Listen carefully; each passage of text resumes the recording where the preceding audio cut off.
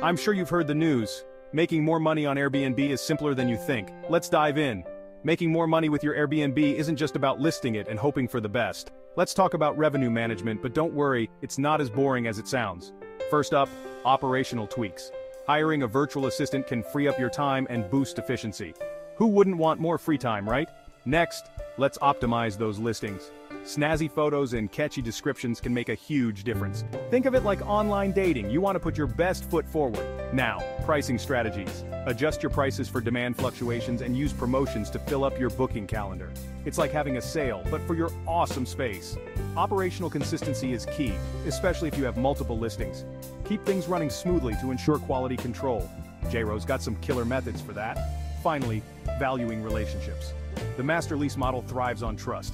JRo's secret, building solid relationships and negotiating leases like a pro. Ready to boost your Airbnb income? You've got this. Hit that like button if these tips helped.